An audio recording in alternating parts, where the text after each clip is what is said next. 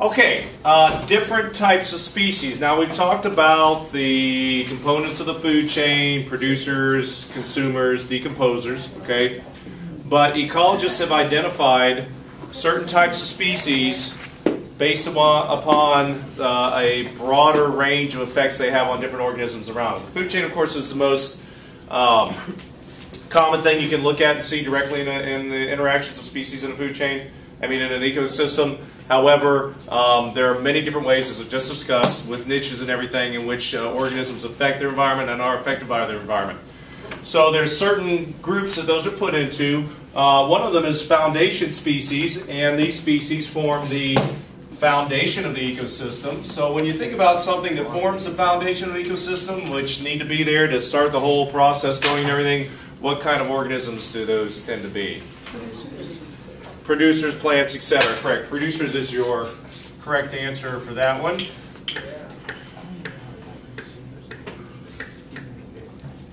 And not just any kind of producer. Notice I put primary producer, so it's the one that's the most common in that particular ecosystem.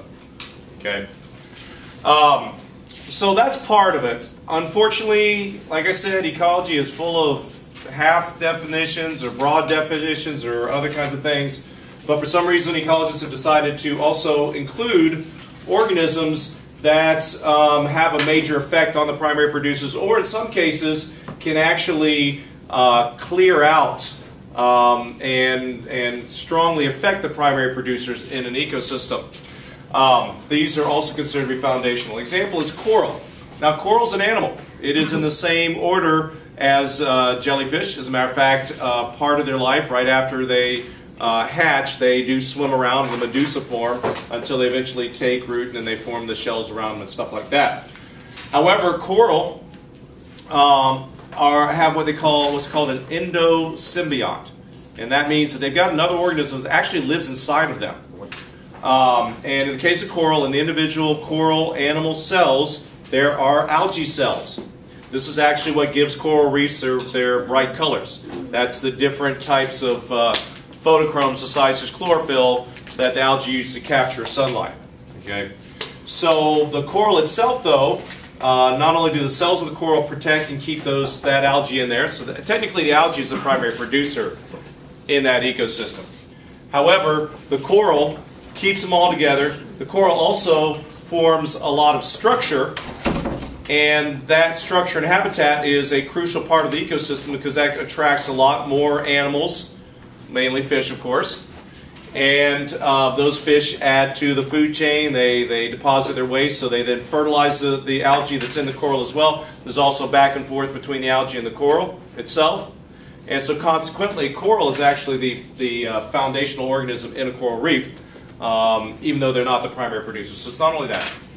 But also, like I said, if they have the ability to vastly change the primary producer in that ecosystem, then they're also considered to be a foundation species because that's what they do. They affect the very foundation of that ecosystem.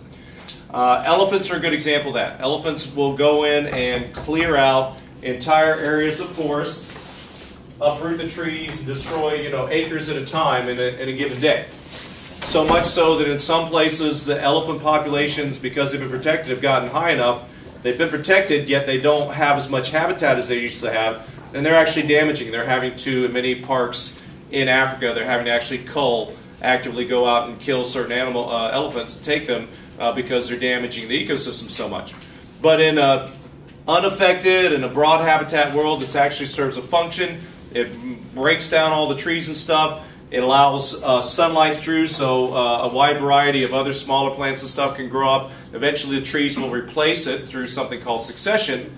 But in the meantime, those elephants, by going in there, they've given the opportunity for a whole new group of primary producers to come in and take their place. Okay. Sea otters are actually something called keystone species. Sorry, they can't really, they don't have enough of effect on primary producers. They're obviously not a primary producer because they're animals. So I'm not going to give you that one, group one. But good shot, good try. So what else do you know of that can just really clear an area of forest? Clear? Like if it was just gone? Yeah, man. Don't like pigs or hogs. Pigs can do that. Pigs and hogs. I will give you that. You're absolutely right. They can definitely uproot and do a lot of damage there. Termites are in that category, but I'm actually looking at one more familiar to all of you.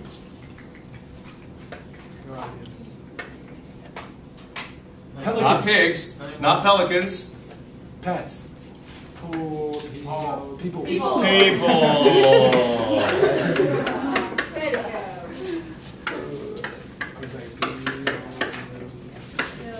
Homo sapiens. So we do that a lot. We clear out lots of different things. When we clear for a farm, we replace the primary producer of that ecosystem with one of our own choosing.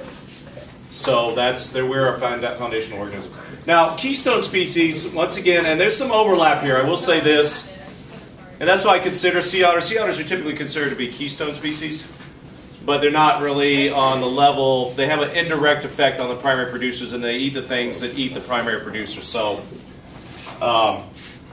once again, I can't give you sea otters for that one.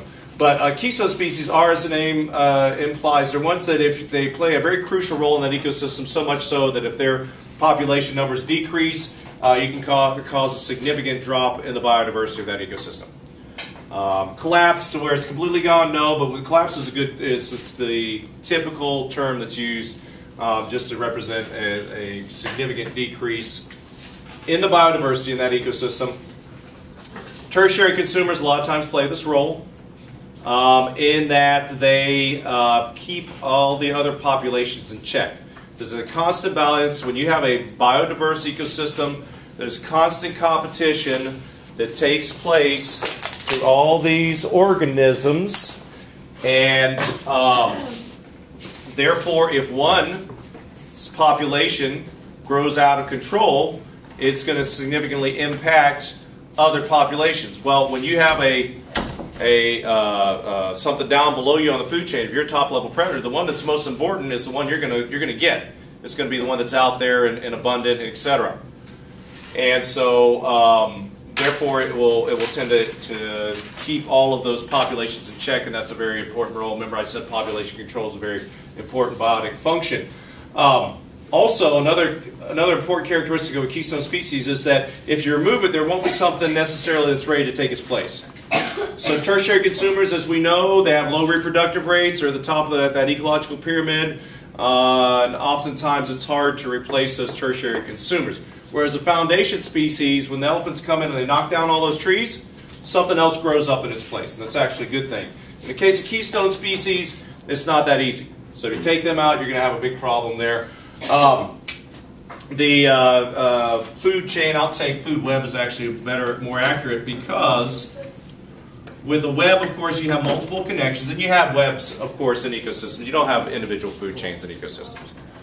So when we look at a web, you can envision a web. There are a lot of times there are organisms that are near the middle of the web. If you remember those of you that did the field trip packet, certain things that go in the middle that both feed on a lot of different things, but also are consumed by a lot of different things. And therefore, if you get rid of that organism, you're going to have a lot of organisms that are going to be missing out, and a lot of other organisms that are going to be unchecked because of that. So if you can kind of think of a web, and if you just kind of cut a piece out of the middle of it, it can, definitely affect the structure. That's another way to look at that.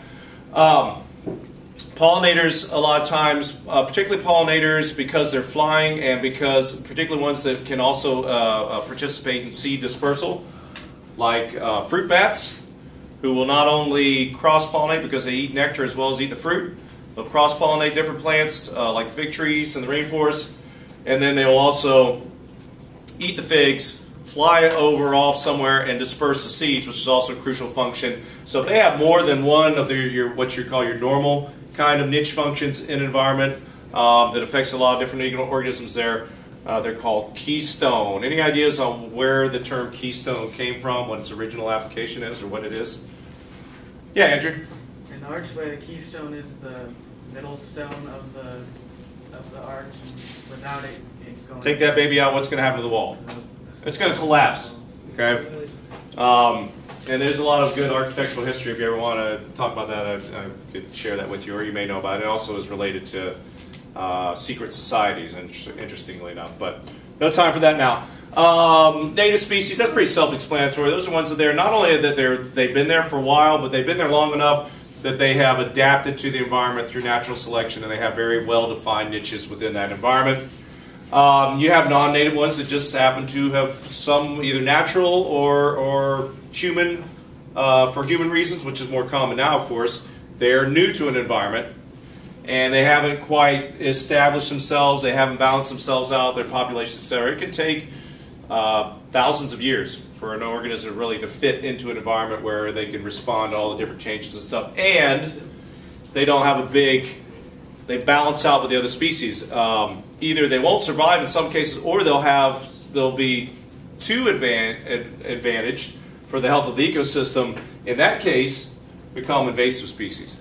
We'll have a lot more on that later, because that's a big problem when it comes to endangered species. And finally, indicator species. We talked about this a little bit before. These are ones that usually actually don't. They have a narrow range of tolerance.